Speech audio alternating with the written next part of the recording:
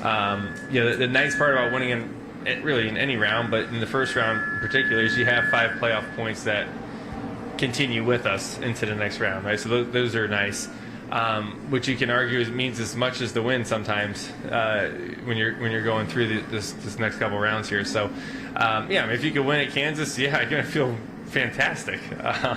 Somebody will, and we'll feel great. Hopefully it's us. But outside of that, you got to try to score points because there's, look at Watkins Glen last weekend and the day a lot of playoff drivers had. It's pretty wild out there. And we talked a minute ago about how close everybody is on speed. The cars that aren't in the playoffs are still really good and can win as well. So it's just it's a different ball game than what we had years ago with the old car.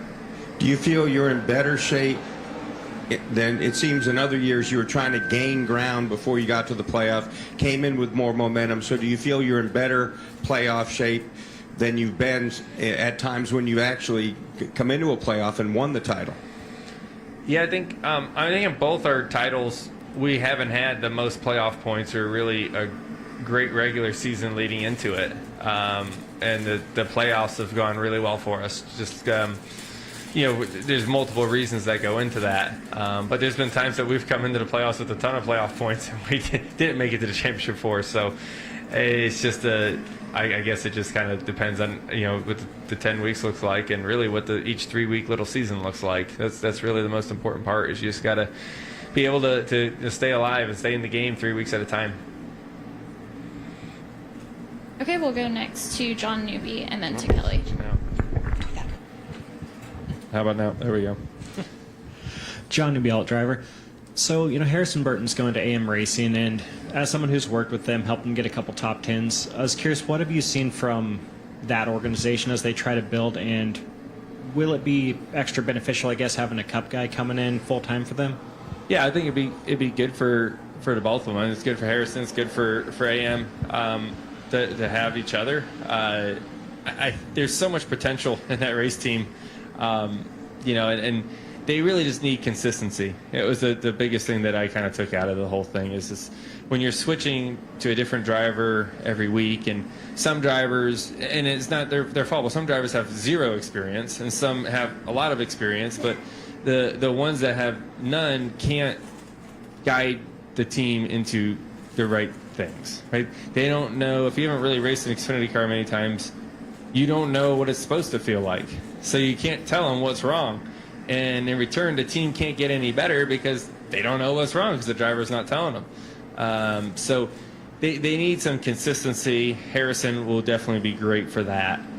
He definitely has a lot of experience winning Xfinity races and running in the Cup Series for a few years. It's amazing what just a year or two of Cup racing will do for you, right? When you go back to Xfinity after running Cup and you see the level of not only the drivers but the people that are in the Cup level, it's night and day different. And when you're able to take some of that experience of I've seen the other side and bring that to a team like AM, it's huge value for them, huge value. So I think it's a great win for the both of them. I wish them the best of luck, right? I mean, now I got some relationships over there. You want to see them do good, right? And I think they will. I think there'll also be some learning curve and some bugs that have to get worked out first. But there's a lot of potential there that the car can run in the top 10 every time I've been in it. It can do that. It's just getting the little stuff worked out. Come to Kelly next. Kelly Crandall, Racer.com. Joey, for tomorrow night, the topic again seems to be what are the tires going to do? It seems like nobody knows. Right. Is that stressful to you, or is it just another variable? Not as stressful for me as it is for others, but luckily for us. But yeah, I mean, it's a huge variable. I mean, it might be the biggest one. We're not 100% sure, and we're going to see here in a few minutes, right? When practice starts and we get out there and we start running a few laps, and you say, okay, what was it? Was it the tire? Is it the track temperature? Is it the resin? Like what is it? Will it repeat? I think it will. My take is I think it will. I don't know if everyone's voting on what we think. We all should put a vote in to see who's right. But I think it will fall off hard again. But there's no way to be 100% certain that's what it's going to be until we get out there. But I think we'll know in practice what the race will look like this time.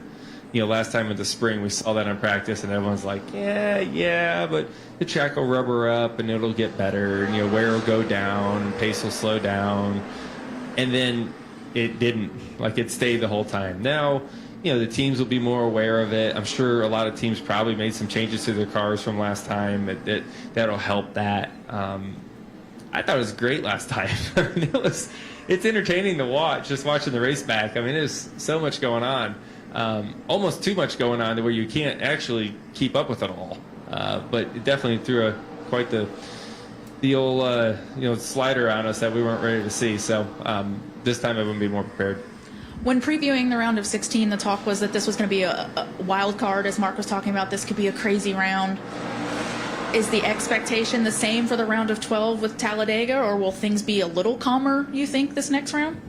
I think it's the most wild cards we've ever had in playoffs ever, as far as racetracks, right? That we're just not certain of, right? I mean, Kansas. We talk about Kansas. That's no there's a lot of crazy things that happen in Kansas too. When you look at those restarts when you're 4 or 5 wide, you're going to tell me that's a calm situation? That's the most calm race that we have in the next round? Are you kidding me? And then you look at this round. Watkins Glen was really supposed to be the most predictable race of the three. I mean, it's just, I don't think we've had a playoff schedule that's looked like this ever before. Absolutely, more of the same. Yeah, and it's just, like I said, it's a lot about survival, right? Like, survive and move on and get to the round of 8, figure it out from there. We'll go to Jeff Birchfield next. Joey, since you are in your position you're at right now, does that give you a little flexibility to maybe just gamble and try to do something crazy just to win the race if you need to? Yeah, I mean, that's the position we're in. That's what we're going for this weekend. We tried that last weekend in Watkins Glen. Was either stage win, race win. That's all that mattered. And we were in position to do that. That caution didn't come out. Coming to the end of the second stage, we were pretty certain that Ross and Shane were going to pit there, and we would have won that stage, and we would have been happy as can be with the playoff point leaving there. And that caution came out maybe 6 seconds too soon. We lost all our track position for basically nothing at that point, and took our chance to win away. But that's just the cards that were played, right? And it just didn't. Sometimes they just don't fall in your favor, and that's kind of what happened last week. But this week's the same thing. You got to be able to, go out there and if we can win, great, right? It's a Bristol night race. Like, everybody wants to win this race. This is a big one. But if we go in a stage or something like that and put ourselves off strategy to do that or whatever it may be, we may look at that opportunity a little bit more so than if we were just racing for points. All right, we're going to try to get 2 more questions here. We're going to go to Jordan and then to Zach. Jordan Bianchi, The Athletic. You've been upside down in a race car before. Thanks for reminding me. One, what is that like? And then 2, when you see someone else have an accident like that and they're tumbling, what is going through your mind as you're watching that? I mean, what it's like, I mean, it's honestly the scariest part about being in a car, because it's the time where you literally have zero control of your car. There's other times where you may be wrecking, but you can at least steer it or do something, right? Like, it's kind of like if the throttle sticks. There's only so much you can do, right? And it's like the scariest thing because you're along for the ride. Well, once the tires leave the ground, there's no input that you can make to make a difference. Like, you're along for the ride. And I mean, that's not a comfortable feeling. It's kind of hard to put into words, right? Like, most people will never understand what that feels like, or can even imagine what that's like. And that's why it's hard to put it into words, right? Where this might hurt, or maybe worse, but there's nothing you can do about it, and so you're just strapped in, holding on. So when you watch somebody else go through a traumatic experience like that, I mean, the human side of you is obviously concerned for them, and you just want to know if they're okay or not as quickly as possible. Really, that's really what you want to know, and you hope that they are, and then you move on and you go racing again. Like, it's just what we have to do, right? I mean, that's the part that probably makes us a little bit crazy and different than most people, is that we watch that and know what it's like, and then you say, okay, let's go. let's go again. Like, it's just what racers do. Zach Sterniel at NASCAR.com, Joey. Austin Cindric is second in points right now. He's had a great first round. Obviously, he maxed out just about stage points at Atlanta. What have you seen from him over these last couple of weeks and months leading up to this point where it seems like he and that two team are able to execute at this level? Yeah, I wouldn't say it's surprising. When you look at those, especially his first two racetracks, I mean, those are right in his wheelhouse. Super speedways, road courses, like, that's Austin's wheelhouse. Not that he can't win anywhere else, right? We saw him win at Gateway, but I think if you look off of history, and whether it's Xfinity or Cup, wherever it may be, like those type of racetracks are what fits him and that team. So I'm not surprised to see that many points scored from them. Well, hopefully we can keep all the Penske cars in when we leave here tomorrow night and be able to fight again next week and try to keep them all in all the way to the end. Joey, thanks so much for coming in, and good luck here this weekend. All right. Thank you, guys.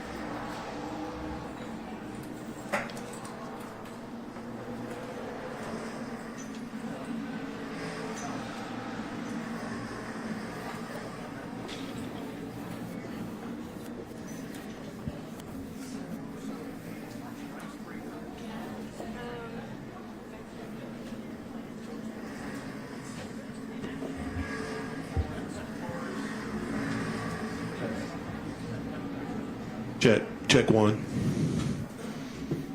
Check.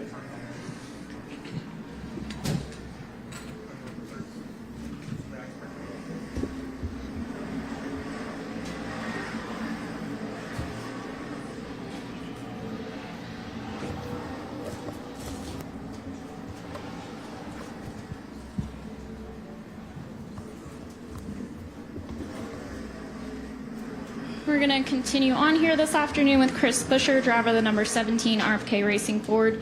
Again, if you have a question for Chris, please raise your hand. We'll get a mic to you. We'll start right here. Hey, Chris. Trenton Worsham with FrontStretch.com. After winning Watkins Glen last week, I believe you said something along the lines of you're happy to win it. You wish you could have won a few weeks earlier to be in the playoffs and stuff, but winning outside the playoffs and competing for wins, is it a different mindset? Is it a little bit more less pressure, a little bit more like, go with the flow type of thing and trying to win races without that extra pressure of the playoffs being there? Yeah, to be clear, take a win at any point in the season, right? And in the moment, no part of me cared that it was past the playoff cutoff line. But as you sit there and think about it and know that we're able to win that race and know that we got a lot of good ones coming up, obviously wish things would have played out better earlier in the year and we would have been able to be in the playoffs, knowing what that win would have done for a round for us. That being said, we go to the racetrack to win races no matter the situation. So I don't know that it changes the pressure on the weekend, but it does take it takes the mindset of having to chase 3 or 4 stage points here or there in a race, and ultimately set us up for a strategy that puts us in the best scenario to win a race versus trying to hunt those couple of points along the way. So I think that's the bigger difference. It's not necessarily how we approach a weekend and any of the effort that's put into it or any of the prep work. That all stays the same. It's just just a little different on how you can play some strategy calls and maybe take a little bit more of a chance throughout a race. Okay, we'll go next to Mark Garrow. Mark Garrow, PRN. Good afternoon. Gotta make sure what time it is. Speaking of races that you could have seen things play out differently, wish they did, hope they did. We go to Kansas next week. When you look back at losing a race by 1,000th of a second, what do you think? Think about 100 different things that could have created 100th or 1,000th of a second. Trust me, that one's been replayed a lot, and will continue to be, no matter what. You go there and win next week, and you're still going to say, "Man, lost a chance for another one months back." Same way, coming to Bristol, every time I show up at this place, I think about leading on a green white checker in an Xfinity race and running out of fuel or having a fuel stumble. Right, that was probably 10 years ago, 10 years ago. It's still on my mind when we show up and walk down that tunnel. So that one's never going away. But to your point, when we go there, it's exciting to know that it's another racetrack that we've had circled for a long time as a fast racetrack for us, something that we've found a lot of speed and been good at, and have the opportunity to capitalize on when we get there. So it's there's always going to be some amount of looking back, but the good news is that when we look back on it, the high notes are the fact that we were even in the position to be able to win a race, and how do we execute just ever so slightly different. The last lap, I mean, walk through that a little bit, and you said there's 100 things I'd like to do different to add up to 2,000th of a second, right? You need one on the plus side. What on that last lap, or as you look back on it, what do you think about on it, and what do you wish you might have done? Yeah, I mean, it's line decisions. It's knowing if you had gotten back to the throttle 3 inches earlier, that probably makes the difference. That's an incredibly small number as well. Just think about all that. Being ready for the contact down the front straightaway, would have been more prepared for that. Wouldn't have been caught off guard and been sideways scrubbing speed out of it. A lot of different things in that moment that we'll be more prepared for next go around. Chris, Richard Allen, motorsportsreport.net, over here to your left. There we go, way over there. Yeah. Since Brad joined the ownership group at RFK, do you feel like the organization is where it should be? Is it behind where it should be? Is it ahead of where it should be? What do you think? We're not winning every week, so we're not where we should be. And granted, that's not a realistic expectation in our sport, but the chance to win every week, or the opportunity, the speed, the ability to say, if things would have played out in a little more favorable way, don't leave there saying that we didn't execute to the best of our ability, that we didn't have the speed capable of winning a race. It's a lot of different things. You'll never win every one of them, but how do you at least feel like you had a shot, given a couple things go your way, and you're able to do everything right from what you can control. We're not there. It's been a great year. It's been a really good turnaround for the last 3 seasons, but it needs a little bit more yet. That's showcased by the fact that we weren't able to win a race before the playoffs, that we don't have more wins on the season, that for us it's this race will be stressful for the Six Bunch and Brad. Albeit it's been a very good racetrack for RFK, from myself and for Brad. So I don't think there's a worry about not having speed when we come to this place, but needing to fully execute on everything that we can, knowing how the spring race went, what do we predict this go around, and what does that actually look like as we get into practice? There's a lot of different things on the table that that are on our minds because we're not exactly where we want to be. But massive progress has been made and is continuing to be pushed towards a better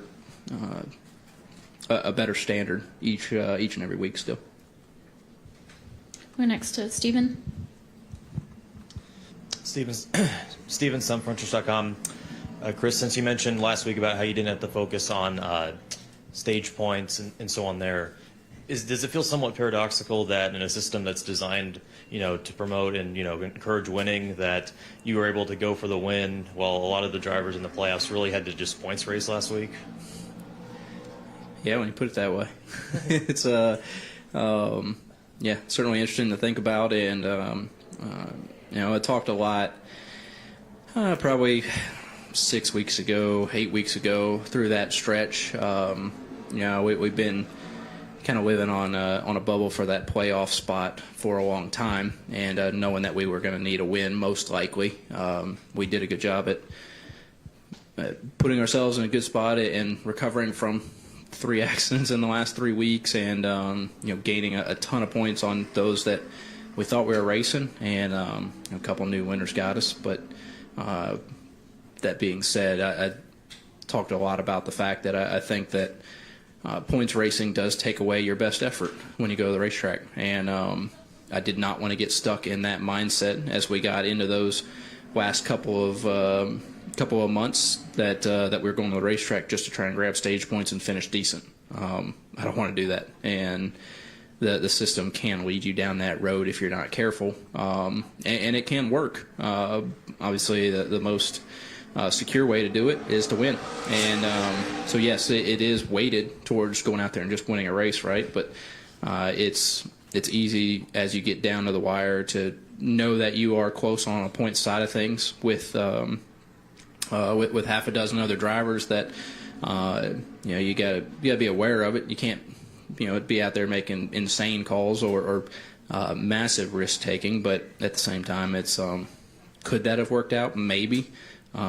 Really, we think about the last 3 weeks. We were in an accident every one of those weeks, and we were in an accident because we were making strategy calls to try and figure out how to win a race, not to try and capitalize on 2 or 3 points here or there. Any additional questions for Chris? All right, Chris, thanks for coming in and good luck. Sounds good. Thank you.